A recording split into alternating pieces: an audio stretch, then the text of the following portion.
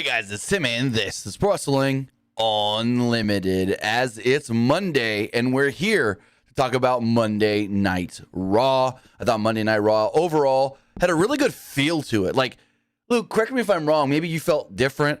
This almost had like Raw after WrestleMania vibes for me. What did you think? Yeah, I kind of feel the same way. I thought Raw was pretty good tonight. It was a very productive Raw as well. They did a good job of announcing stuff for Elimination Chamber and for next week as well. Very good and very productive as well. Yeah. Like you said, they announced stuff for next week. Not only did they announce stuff for next week and announce stuff for Elimination Chamber, the first two matches have been announced for WrestleMania in Cody Rhodes and Roman Reigns and Rhea Ripley and Charlotte Flair, which we'll talk about more. That kind of shocked me that they went Rhea and Charlotte instead of Rhea and Bianca, because they've kind of teased Rhea and Bianca, but now we're not going that way, which is, again, to me, a little weird. I don't know if you feel different on that as far as it being Charlotte instead of Bianca that she picked. I mean, I was expecting Bianca, but at the same time, there's good storyline with Rhea and Charlotte. True. There's the redemption storyline. Because, you know, Charlotte... It's kind of like... Go for it. And it's kind of like years worth of storyline in the making, if you think about it. Somewhat, yeah. So like Rhea wants revenge on Charlotte because Charlotte took away her NXT title at WrestleMania back in the day. Exactly. WrestleMania 2020, I want to say it was. Or was it 2021? It was 2020 because that was like the COVID year. It was the first COVID WrestleMania or whatever. So, yeah. Yeah, it was the COVID WrestleMania. But with that, I want to say thank you if you guys are watching live, twitch.tv/PW Unlimited or youtube.com/Pro Wrestling Unlimited. I also want to thank you if you're watching later on YouTube or listening on podcast services all around the globe, like Stitcher, Spotify, Google Pod, Apple Pod, Anchor, iHeartRadio, and so much more. Remember, if you are watching live on Twitch, you can help us out a couple of different ways. You can either help us out by hitting that donate button down below or by donating Twitch bits in the live chat. Also, remember, you can help us out by subscribing to the channel one of two different ways. You can either subscribe with a tiered subscription, or you can subscribe with Amazon Prime, because remember, if you have Amazon Prime or access to anybody's Amazon Prime account, then you have Prime Gaming. Prime Gaming gives you a lot of cool things like free games, free stuff of 4 games, and they always give you one free subscription to any Twitch channel you want to subscribe to throughout the month, and I'd greatly appreciate it if you did so right here, Pro Wrestling Unlimited. Also, remember, if you're watching on YouTube, you can help us out over there a couple of different ways as well. First off, you can become a channel member. Become a channel member, and you get early access to news, early access podcast episodes, early access non-news videos, and so much more. Plus, you can donate a super chat in the live chat, and that will make sure that your question, comment, or concern does get read on the air, and it helps us out tremendously. Super chat donations are very, very much appreciated. Any kind of donation or any way you support the channel is very, very appreciated. And finally, head over to the Epic Games Store. Head over to the Epic Games Store and buy something. Whether you're buying a new game, whether you're buying an old game, whether you're claiming one of the free games or getting bucks for Rocket League, Fortnite, Fall Guys, or Rumbleverse, use this code right down here, PW Unlimited at checkout, and you will be directly supporting us at no extra cost. Hey, it doesn't cost you anything if you're just claiming one of the free games. Claiming one of the free games and you put the code in, we get a kickback. You don't spend anything. And there we go. Remember, it works for all Epic Games Store and Epic Game purchases, whether that's on your computer, your PlayStation, your Nintendo Switch, or your Xbox. But as far as Monday Night Raw does go, the show itself did kick off with a tremendous, triumphant Cody Rhodes video package highlighting his return and his victory in the Royal Rumble. Cody would then come out, and the crowd was loudly chanting, "You deserve it." And you can see Cody was somewhat trying to hold back tears. At least that's what it looked like. This is what he wanted us to think. So Rhodes started with, "So what do you want to talk about?" He said he wasn't the same person when he debuted in WWE years ago, when he was 19 years old. He said he remembered showing up to OVW, and he wanted to be the WWE champion. He said he would be WWE champion within 2 years. He thought he would be the next John Cena. Rhodes wondered what he would tell his younger self. If he would tell his younger self about all these different things. Would he tell his younger self about restoring the Intercontinental Championship to its retro glory, becoming dashing Cody Rhodes, and giving out, I guess you say, fashion tips or whatever, painting his face and not really being happy, marrying the woman whose job it was to announce every man's name, losing his best friend. And I thought, he said losing his best friend, or losing a 295-pound best friend. I thought he was referencing Brody Lee, but apparently he was referencing his father, Dusty, and then he said, and welcoming a child. He said, catch fire and wrestle all over the world before taking an excursion and winding up being the winner of the Royal Rumble. Would I tell myself all that? Would I warn myself about anything? No, I wouldn't. Rhodes said that he wouldn't tell his younger self anything because every step on this ladder that he took was worth it. Rhodes said that wrestling has more than one royal family, and in fact, WWE has more than one royal family. And I liked how he started to make this not quite personal with Roman, but being like, hey, Roman, your family, the bloodline, the Anoa'i family, whatever you want to call it, you're not the end-all be-all because I have a great lineage in my family as well. Rhodes knew that he would have to stand across the ring with another royal family, the bloodline, and the LeBron James of this era, Roman Reigns. Crowd then chanted, Roman sucks. Rhodes says he respects Roman Reigns, but in 62 days, that's when everything ends for Roman. He said at WrestleMania, it all comes to an end. Roman can still be the head of the table, the tribal chief, the biggest star in the world. The one thing he will not be is the WWE Undisputed Champion. And I liked what he said right there. Undisputed Champion, which means they're not splitting them belts. Roman is defending both against Cody at WrestleMania. So any thoughts on this part before we talk about Judgment Day coming out? It kind of shocked me a little bit that he said undisputed titles, because I honestly thought they were going to split up the belts at Mania, because apparently like USA was upset about not having a world title. So I mean, I assume maybe eventually Raw will get their own world title soon, but I don't know. Or like, are they still supposed to get their world title? I'm not 100% sure, but what if they do this whole thing where it's like, hey, SmackDown had the world title for a year. Now Cody's going to beat Roman, and Raw gets the world title for a year. Maybe that's the make good. I don't know. It's weird. Yeah. It's kind of weird. But WWE's official statement or their official graphic on their Twitter, I'm pulling that up right here, does state, well, the graphic doesn't say anything. It doesn't. This is interesting. So the tweet, now I need to go check WWE.com, but the tweet they sent out only states Reigns, Rhodes, WrestleMania. Can Cody Rhodes dethrone Roman Reigns this April at WrestleMania, or will the head of the table reign supreme? So it didn't say, but if we go, okay, here it is. But if you go to the WWE website and click on WrestleMania, it says undisputed, undisputed WWE Universal Champion Roman Reigns versus Cody Rhodes. So it's saying, yes, Cody will challenge the undisputed WWE Universal Championship. So there we go. It is for both belts, essentially, I guess you could say. And one cool thing they should do, and Cody kind of teased this on Instagram, Cody wins and then unifies the belts with one title. Cody shared a picture of the Winged Eagle belt.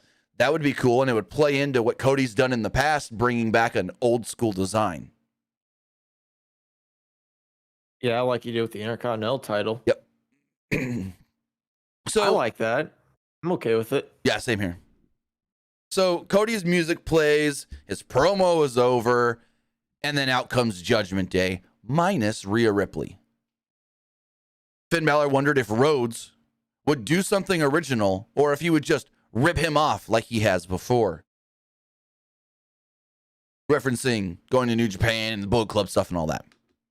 Dominic then said that Rhea will announce her decision later, before saying that Rhodes ruined Judgment Day's plans of having somebody from Judgment Day and Rhea Ripley win both Rumbles. The crowd laughed when Dom said that he was supposed to win the Rumble. They also bragged about whatever happened to Ray. We still don't really know, other than, according to Dave Meltzer, he stated that Ray was injured in the Karrion Kross match on Friday, hence why he wasn't in the Rumble. Damian Priest said that Dom should be main eventing WrestleMania, not some suck-up who complains to get what he wants. And that's my thing. What did Cody complain about? Did I miss something? I didn't hear Cody complain about anything.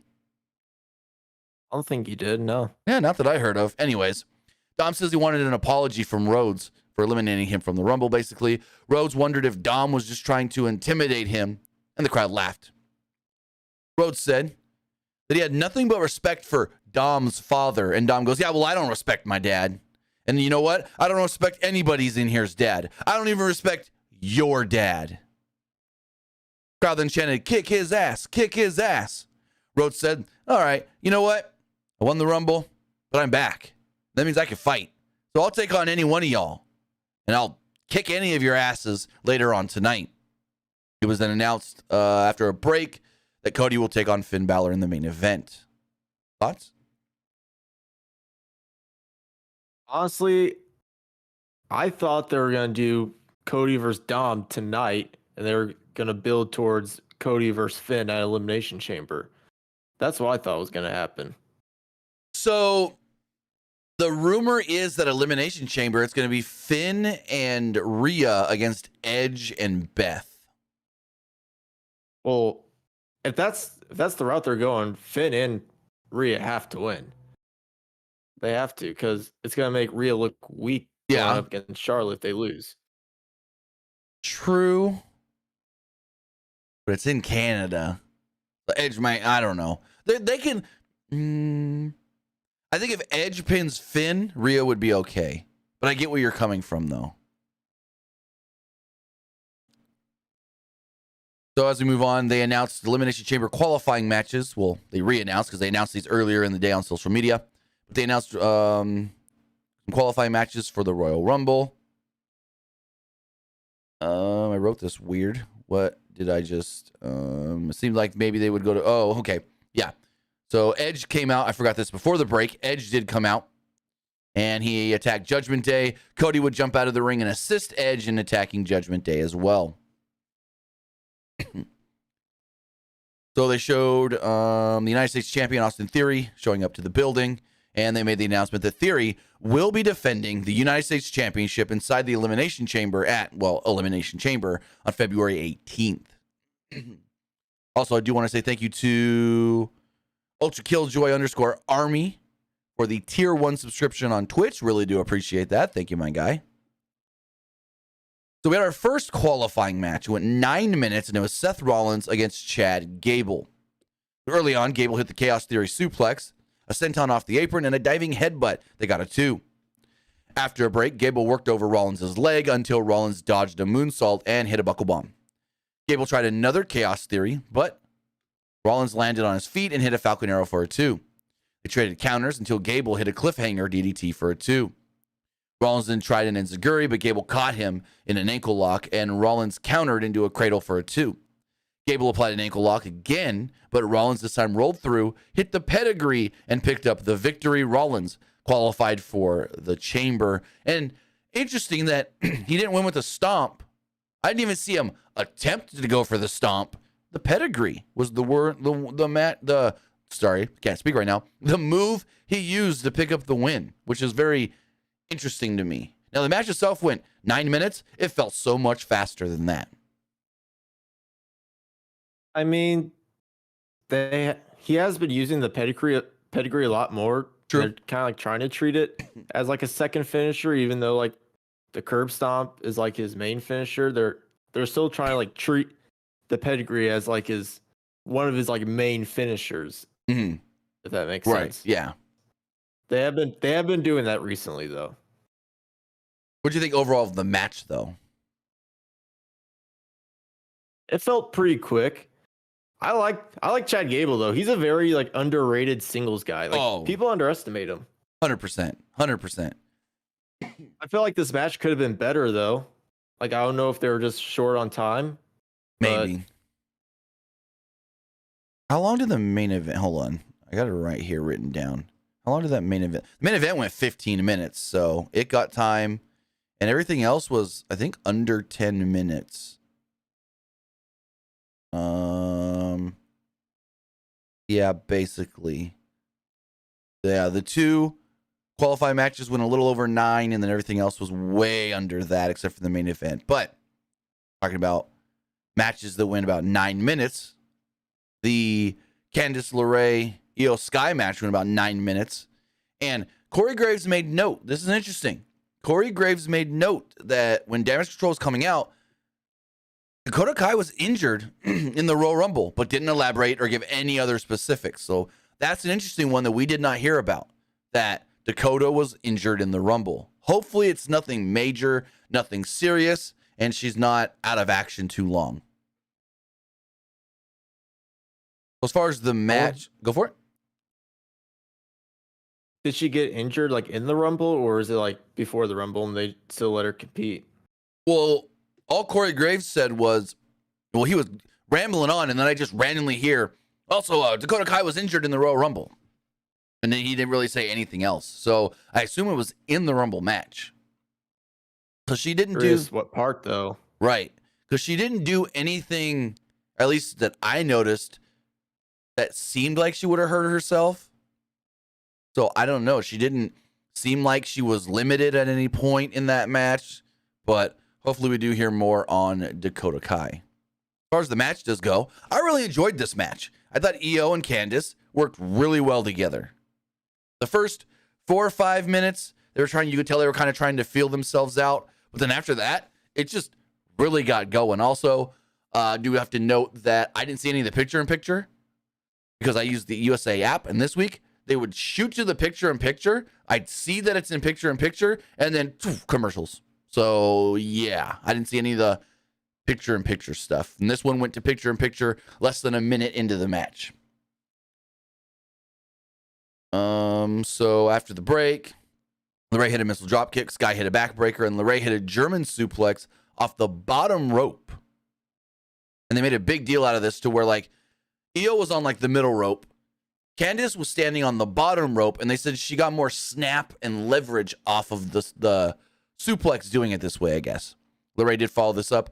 She was in a electric chair drop spot, and she reversed it into a poison Rana. Sky tried to go for a moonsault, but LeRae did get her knees up.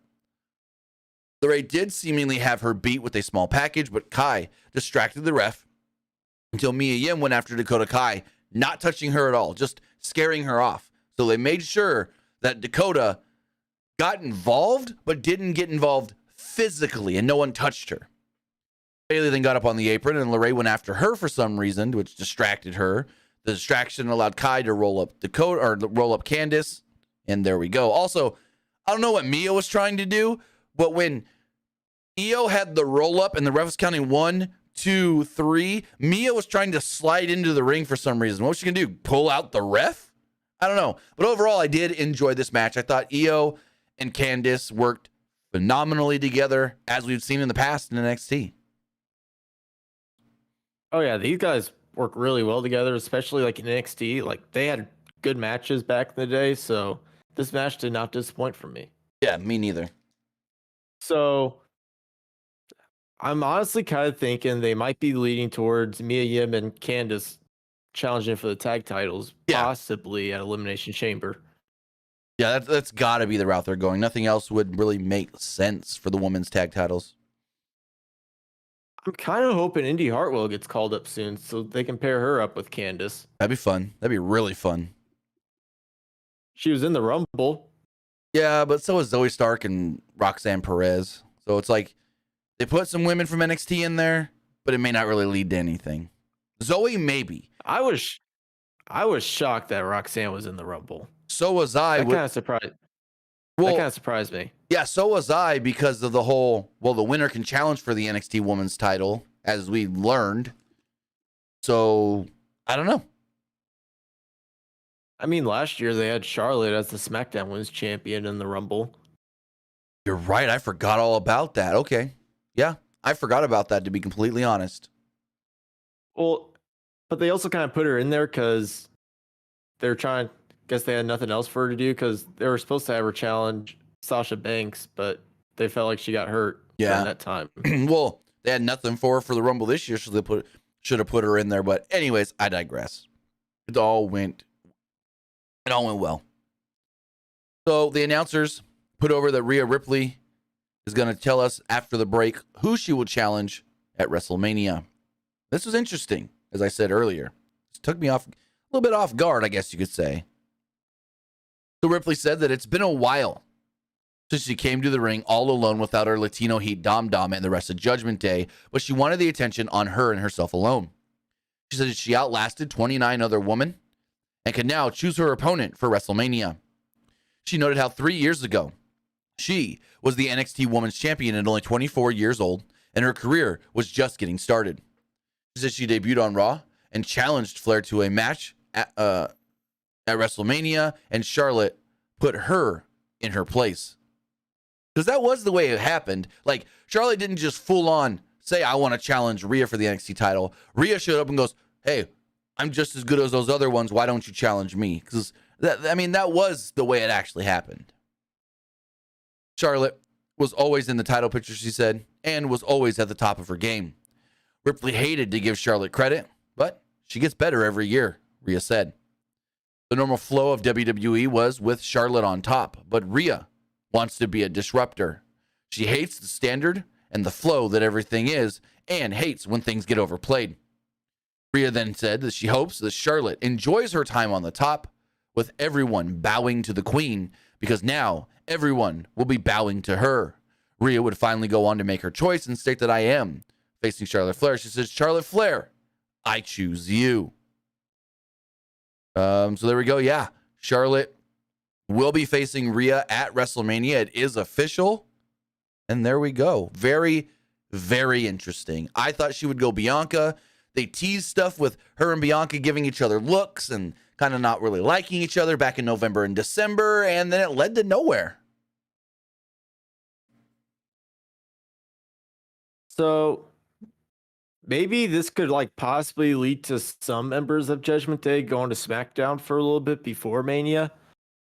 Because I feel like you have to put Rhea on SmackDown to help build up her and Charlotte. Yes. Maybe she takes Dominic with her as well, so they can start possibly building up him and Ray for Mania, if they decide to do that, which it most likely will happen. Right. Kathy Kelly interviewed Seth Rollins, who said that he would win the Chamber and take back his United States Championship from Austin Theory. Kelly asked about Logan Paul eliminating him from the Rumble. Rollins was actually kind of speechless about it and walked off. So, here's my prediction. What if Seth does win the Chamber, gets back the United States Championship, and Logan Paul challenges him for the U.S. title at WrestleMania? Now, there's also the rumor of Austin Theory and John Cena make that a U.S. title match, because that was a big thing in Cena's career early, so they could go either way. But I think Logan challenging Seth for the U.S. title would be interesting and a good way to make that match happen. Because right now, it's kind of just like, oh, well, he eliminated him. I guess we can go that route, but there's no stakes, and what's the real reason? But, so, yeah, I think that would be an interesting route to do, because it would be like, oh, damn, Logan Paul in another title match on a big show. I mean, it would be fun, but does he actually win the belt? Logan? Yeah. I don't think so, because he's not going to commit to being there enough. But it's a tough one. Also, I don't think Seth loses at WrestleMania 2 years in a row. Sincerity in the chat says, I wouldn't mind Johnny Gargano winning the belt. I wouldn't mind it either, but They won't go that route. he's probably not going to win. They wouldn't go it. At least not in the Chamber with everybody else. Excuse me, everybody else that's already in the Chamber. I don't think they go that route, no. I think Gargano's going to have a good showing in the Chamber, but it's going to be like Gunther in the Rumble. He's going to look good, but he's not going to win. Honestly, I mean, we'll talk about it later. I was going to say something, but we'll talk about it later. Okie doke. So speaking of Elimination Chamber, we had another qualifying match. It was Baron Corbin against Johnny Gargano. This match went 9.5 minutes. So they're going back and forth until Corbin knocked Gargano out of the air and slammed him on the edge of the barricade, which didn't look fun at all for old Johnny. Corbin at one point was in control until Gargano hit his slingshot spear and consecutive super kicks for a 2. Corbin responded with a deep 6 for a near fall. Gargano avoided a charge, so Corbin went shoulder first into the post, and Gargano followed this up with a suicide dive. JBL was pissed off, but backed off when Loomis would pull out a goddamn axe. Yes, he pulled out an axe. Loomis then put the axe through JBL's hat that was sitting on the announce table, and JBL went to back away, got his foot caught in a chair, and legit fell on his ass. Legit fell on his ass because his foot got caught in a steel chair. Like, what the hell? All this distraction, though, led to a few counters until Gargano cradled Corbin and picked up the victory. Johnny actually qualifies for the Rumble. I love the decision. Didn't think that was the route they were going to go. I thought they were going to go Corbin, but no. They went Johnny, which, once again, clarifies Triple H is in charge. Vince, because I see the people every day on Twitter. Oh, how do you know Vince isn't just running this place from behind and telling us it's Triple H? If Vince was really running everything, Gargano wouldn't have won here. No. So, yeah, and you want to know the biggest, sign that Vince is not running creative at all? Dewdrop went back to Piper Niven on Saturday. Any thoughts on the match? Yeah, I'm glad. I mean, this was, I was going to say earlier, but I'm glad Johnny Gargano won because I think he's going to show out a lot in the Elimination Chamber because they really haven't done a whole lot with him, though. Ever since he returned, other than having that short rivalry with Austin Theory, he really hasn't done a lot. Well, I know a lot of people on Twitter. Was saying that maybe you put him at number 3 or number 2 in the Royal Rumble, and have him last to the remaining 5s to where he can stand out. But so to that saying he didn't do much, he was gone for 2 months with a shoulder injury. Right. But I do get, even before that, he really didn't do much. He was kind of more used to help the Miz Dexter stuff than his own stuff, to be honest. Yeah, I agree with that. And honestly, maybe in the Chamber, have him last to the remaining 3. That's what I would do. That would have been cool. And also, I know it's kind of random, but when's Ciampa coming back, though? Because maybe they could do something with him and Ciampa at Mania. That's a tough one. I think they're just playing that by ear and not rushing him. I don't think they're rushing Ciampa right now because of the injury and stuff.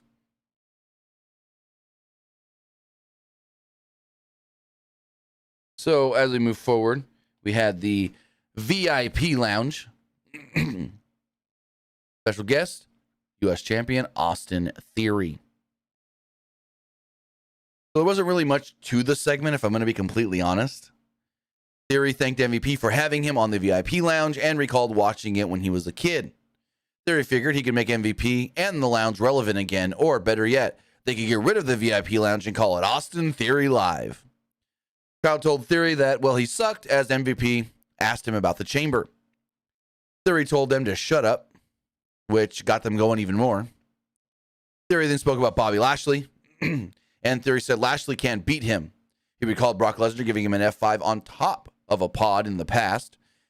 And this match, he's going to be the last one standing, and he's going to do it better than ever. MVP was glad to see how confident he was, but warned him that you never know who may end up in the chamber. So that was a little interesting note there. Theory then said that he's already beaten Lashley twice, so he didn't care and didn't want to talk about the past anymore. Even though he didn't want to talk about Lashley anymore, he kept talking about Lashley and said that he should be worried about Brock and not him in the U.S. title. Lashley would interrupt. MVP held back Lashley until Theory told him, keep listening to your daddy. MVP stepped aside and Lashley would attack Theory. Lashley set him up for a spear, but Theory pulled MVP in the way, and Lashley accidentally would spear MVP as Theory took off. So I don't know what this is leading to. I assume Bobby's going to qualify for one of the remaining spots in the chamber and then want to beat Theory's ass in the chamber. But I thought this was just kind of filler TV, if I'm being honest. Yeah, I kind of agree. I mean, maybe this kind of sets something up to potentially reunite the Hurt Business. I mean, they didn't really do a whole lot with that. They're teasing it subtly, but I mean, it's eventually going to happen, I think. I don't know. Question is, like, when's it going to happen, though? Right. Because, like, they're slowing this down a little bit. True. Yeah, they're dragging it out maybe a little too long. Byron Saxton interviewed Finn Balor. Balor said that he figured Edge would have had enough of them by now, but informed Edge that he wasn't hard to find. Balor said that Cody Rhodes has been stealing from him for years, and Cody's getting taxed because he's coming to collect in the main event. That's cool. There's also a short little interview with Dave Bautista about his new movie, Knock at the Cabin. I want to see that movie. I'm usually not the one for those like suspenseful thriller type movies, but it's an M. Night Shyamalan movie, or however you say the guy's name. And Bautista's, like, for some reason in these trailers, is just coming off so good in this role that it's got me interested. I don't know if I'll see it in theaters or just wait for it to come out on demand or whatever, but I'm interested in this one. So then, Miz would come out. He complained about being attacked by Kevin Owens last week and complained about his Rumble entry number. What was he, number 3, I think he was? Yeah, 3. He said everybody teamed up on him because he's such a threat, and he got eliminated first as a result. He claimed people at the airport chanted "first man out" at him. So the live crowd also chanted "first man out, first man out." Miz continued to complain until Adam Pearce would enter to inform him, hey, you're about to face the newest Raw superstar. And who would that newest Raw superstar be? Well, it was finally the returning Rick Boogs. Finally! This guy's been gone for 10 months. He was hurt last year at WrestleMania, and we haven't heard a peep about Boogs since. Match went 1 minute and 14 seconds. Miz tried to wrestle in his suit, and Boogs won quick with a press slam. What do you think about the return of Rick Boogs? I thought it was going to happen at Royal Rumble, if I was going to be honest. I didn't think it was going to, because I haven't heard anything about him, and I'm just like, fuck, this guy's never coming back or something. Because usually we get some sort of report on, oh, this guy's progressing, or oh, this guy's had a setback. But whenever, like, I'd get asked about it, or I'd try to ask about Boogs, or Dave Meltzer would get a mailbag question about Eric Boogs, he'd just go, I can ask, but no one's talking. That's the same thing. I got a source or two that I can go to, and they're all just like, yeah, I haven't heard anything about Boogs at all. So his recovery either was just something that he kept to himself, or they really wanted to keep a secret.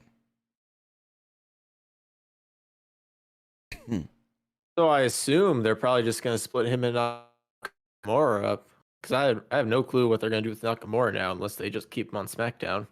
Yeah, I don't think they're going to be a thing anymore. It doesn't seem like it. So Chad Gable and Otis walked. People really liked them as a thing, though. Oh, they were great together, especially with him playing the Nakamura theme at, for the entrance and all that. Yeah. Honestly, now thinking about it, I kind of wish Boogs would have returned in the Rumble, though, for one sole reason. Because Pat McAfee was on commentary. And Pat calling Boogs' return would have been freaking phenomenal. Because Boogs could have walked down playing the guitar the whole time, rocking out, and then Pat could have jumped up on the announce table, and then Corey Graves could have been like, Pat, sit your ass down or something like it. Now thinking about it, that actually would have been a great way to do it with Pat there. But because Pat being on commentary for the Rumble was a last-minute decision like Friday, it's not like that was planned. They already had the plans for Boogs to come on Monday, so yeah. Chad Gable and Otis walked through the back, and they passed, interestingly, Maxine Dupree, Mace and Mansoor. Mace and Mansoor were offended by the mere sight of Otis, calling him disgusting and grotesque, but Dupree excitedly called him perfect. Which is weird, because they're SmackDown wrestlers. So, is this a change? Are they now all on Raw? Because we saw Boogs come from Raw to SmackDown to Raw. Now we got Maximum Male Models coming from SmackDown to Raw. Now the big question is, are we going to see Raw people move to SmackDown on Monday? Also, this does play in, we'll fast forward here for a moment, to the second chamber match announced for the Raw Women's title shot at WrestleMania, where Liv Morgan and Raquel have been announced for that match.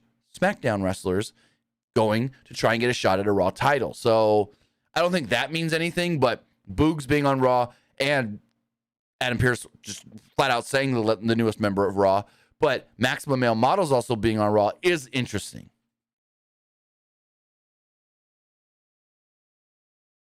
So we go into, and maybe, yep.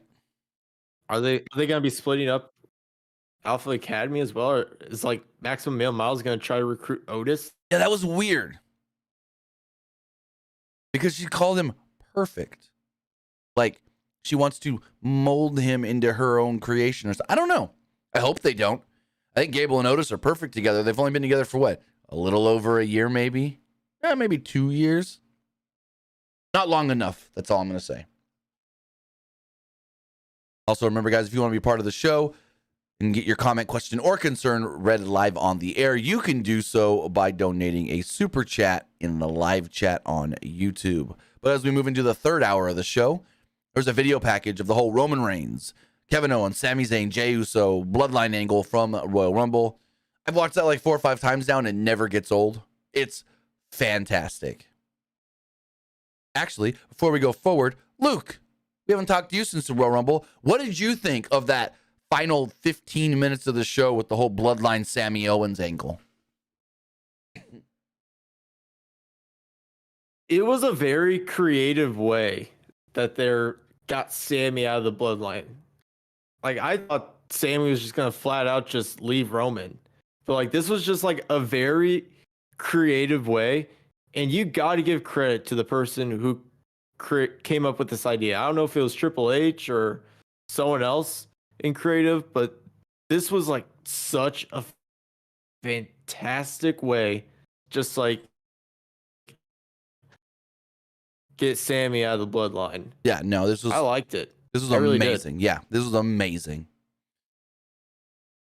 I mean, I've already talked about it twice now, so I'm not going to give much more thoughts. I talked about it after the Rumble. I talked about it this morning on the wrap up, but yeah, no, I thoroughly enjoyed that I guess you could say segment. And I'm a little heartbroken that it's a SmackDown segment. You have to wait all the way till Friday to get some sort of an update. So we had a Bayley segment with Becky Lynch. Right. Well, Becky segment. Bayley entered and bragged about tossing Becky from the Rumble. She said that she was done with Lynch, but Lynch would interrupt. Lynch called Bayley a fool, and Lynch said that she didn't need to win the Rumble because she's already done that. She just wanted to make sure Bayley didn't win, which technically, no, Bayley didn't win, but Becky didn't make sure of that. That, I don't know. Kind of contradicted herself. Anyways, Bayley said that sounded like an excuse, but Lynch said Bayley was the one coming up with excuses. Lynch then said that Bayley robbed the fans of the cage match last week by attacking her beforehand, and that she's too scared to admit that Lynch is better than her. Bayley said that she was annoyed that Lynch was there trying to take the spotlight, and Lynch noted that it's her birthday. Bayley called Lynch overrated, and she didn't think Lynch was good enough to be a champion again or even in the ring with her. She didn't think that Lynch was even good enough for her husband, Seth Rollins. She said that Rollins only married her because he knocked her up. Lynch seemed to take that to heart, and she told Bayley that she thought they were only feuding over wrestling. Lynch said that this all started in Orlando, so they should end it next week in Orlando inside a steel cage. Bayley immediately says no. Lynch figured she would do that, so she went to the back and dragged out Dakota, who had a chair wrapped around her leg. Lynch threatened to hit her with the chair, So Bayley accepted the match to save Dakota. Lynch was happy and told Bayley that she probably needs to go to the back and check on Io as well. So nothing really there other than, hey, they're going to run the cage match back. And if they're smart, they book everything around the cage match so nothing accidentally goes long and screws the cage match again. The cage match should be the focus of your, I guess you'd say, rundown and lineup. It's got to be the main event for next week. Has to. It has to. Yeah.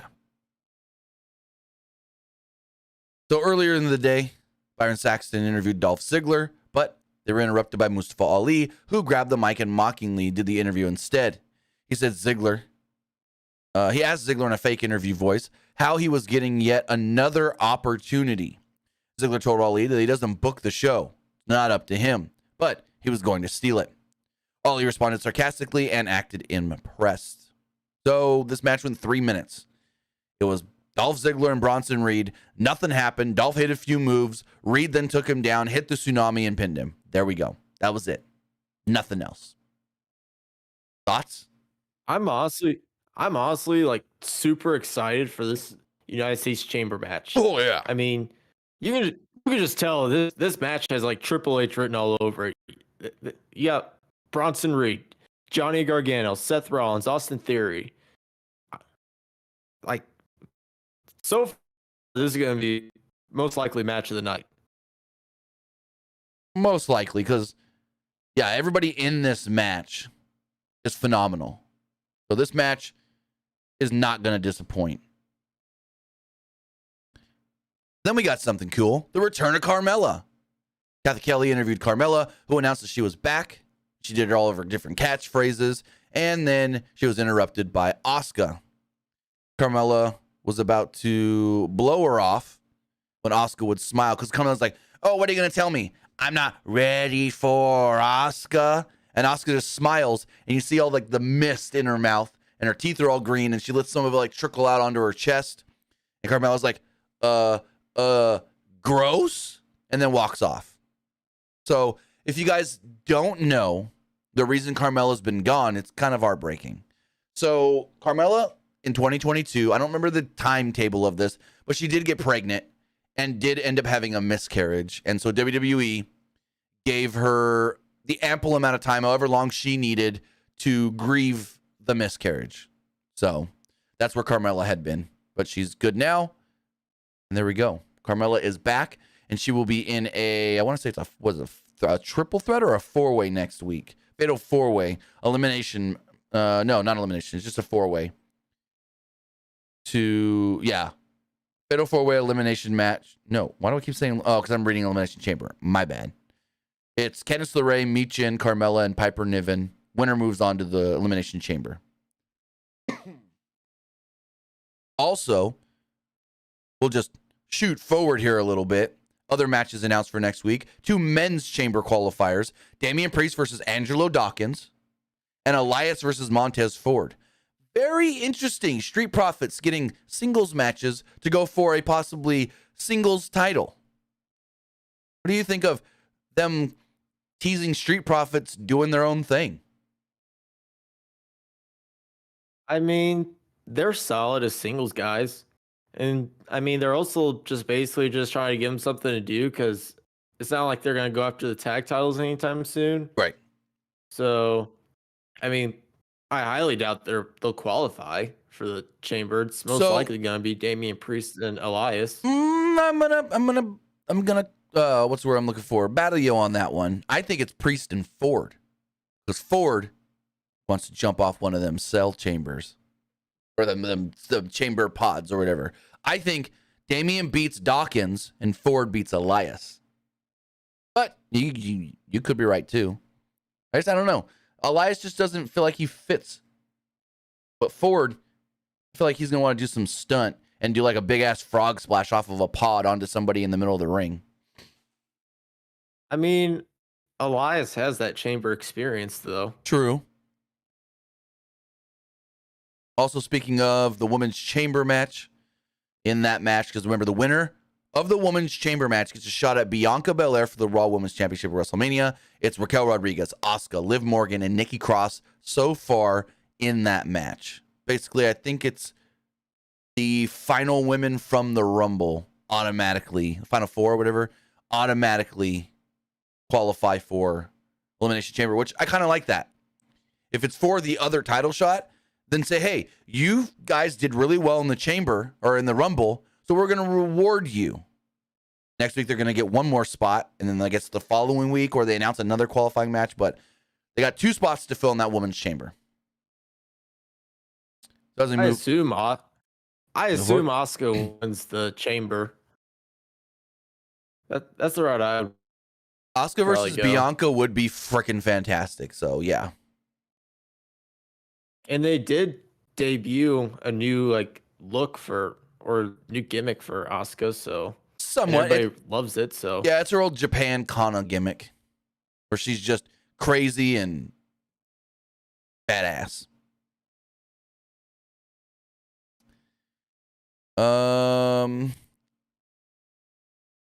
So I didn't write it down. I don't know why it's not in my notes, but there was a Chelsea Green segment where she was complaining like a Karen, and that's her new gimmick. It's a comedy gimmick where she complains about things like a quote-unquote Karen. There wasn't really much to it, but she was on Raw, so yeah, I guess she is now a member of the Raw roster going forward. Do you think she would fill in one of those last spots in the chamber? Ooh, I didn't think about that, but it's very likely. No. I feel like no, based off of the character, that they're going to do the 4-way next week. Then maybe they do another 4-way the week after, and she goes and complains about not being in the 4-way, and then something. Maybe she complains about oh, you do a triple threat after a 4-way last week. Why can't you do a 4-way and add me to it? And then maybe. I don't know. It's a weird character choice and gimmick. So I think we just got to wait and see exactly how the character fleshes out. Was that her character during NXT? I know she was paired with Robert Stone, but in NXT she was with Robert Stone, just very confident. I felt like she was just Chelsea Green. She didn't really have a quote unquote character other than she had Robert Stone. She was very confident, and they she may, if anything, if you want to try and do any kind of gimmick with her, she was more like the confident influencer chick type, I guess you could say, social media influencer type chick. So then we had Cody Rhodes versus Finn Balor that went 15 minutes, and I don't know how many times they had to tell us this is the first time these two have ever fought. The first time these two have ever had a match against each other at all. Singles match, tag match, anything. Other than, the Rumble. They were both in the Rumble last night, but they didn't do anything together. So they kept saying that, and Corey mentioned that they both have similar history in Japan. Early on, Balor worked over Rhodes' pec and upper body until Rhodes hit a suicide dive before tossing aside Priest and Dominic. Rhodes hit Balor with a power slam for a 2, and Balor followed with a headlock elbow drop for a 2, which led to the second commercial break of the match. Before the first break, nothing really happened. After the break, Rhodes hit a superplex. They exchanged punches until Rhodes hit a Cody cutter for a 2. Balor countered a cross Rhodes attempt in his sling blade, but Rhodes came right back with a super kick for a 2. Judgment Day then surrounded Rhodes after Balor kicked him out of the ring. Yet Edge would run in through the crowd and knocked out Priest before spearing Dom. Ripley would then come down and attack Edge before Beth would come out and spear her basically straight to hell. Balor then hit a shotgun dropkick and went to the top, but was distracted by Edge, which means Cody had time to move out of the way of the coup de grace. Edge quickly jumped off the apron. Cody then hit 3 crossroads and pinned Finn to pick up the victory. So there we go. Finn Balor gets beat. Cody Rhodes picks up the big win, and then afterwards he saluted, basically, Edge and Beth as the show went off the air. It was a good main event. Oh, yeah, I loved it. I thought it was great. Now, so I know it was rumored that it was going to be Edge versus Finn at Royal Rumble. I think you do at WrestleMania, do them guys in a Hell in a Cell, then bring back Demon King Finn Balor. That'd be cool. I think that would be amazing. That would be amazing right there. Well, that was the Royal Rumble rumor, that he would be the demon against, quote unquote, the Brood Edge in Hell in a Cell at Rumble. So maybe they push it off and do it at WrestleMania. You can do the mixed tag match at Chamber, just to give, Rhea something for Chamber and Finn something and whatever. But then, yeah, I do like the idea of pushing it off and doing it at WrestleMania instead. But with that is going to wrap things up as far as what we thought of Raw. Any closing thoughts on tonight's Raw? Like I said, it was a very productive Raw. It's going to be interesting to see who else they announced for the women's chamber, as far as who qualifies, and same for the men's chamber. So here we go. We'll see. I'm going to make you make a prediction right now. Candice, Michin, Carmella, or Piper? There's one spot. As much as I want Candice to win, I think it's going to be Piper. So do I. I think Triple H wants to, with her returning and getting the name change, I think they're going to want to spotlight her. I don't think she wins the chamber, but I think they're going to put her in there in a spotlighted role. Yeah. It'd be cool to see Carmelo because of, she's just returned and everything, but she'd be fine not being in there and losing, unless they do no, never mind. As it's a last chance qualifier, but why? No, I think it's Piper as well. That would be my prediction. I just feel like I said, with the name change and how much they gave her in the Rumble to shine, I think they want to start pushing her as somebody big. But with all of that, I just closed the wrong tab. With that, now we got to get to the polls as far as what you guys thought of tonight's Monday Night Raw. As far as the Twitch poll does go, 100% liked Raw. As far as the live YouTube poll does go, 74% liked Raw, 23% thought it was just all right, and 3% did not like it. As far as the Twitter poll does go, Twitter. 74% liked the show, 16% thought it was just all right, and 9% didn't like Raw. Finally, heading over to the YouTube community poll.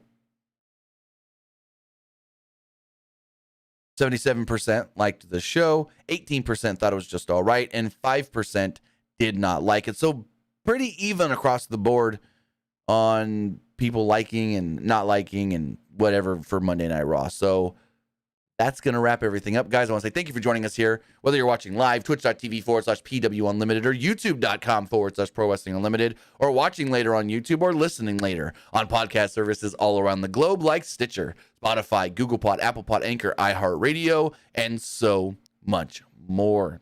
With that, guys, have a great rest of your Monday. We'll be back live on Wednesday for AEW Dynamite. So have a good one, guys. See you next time.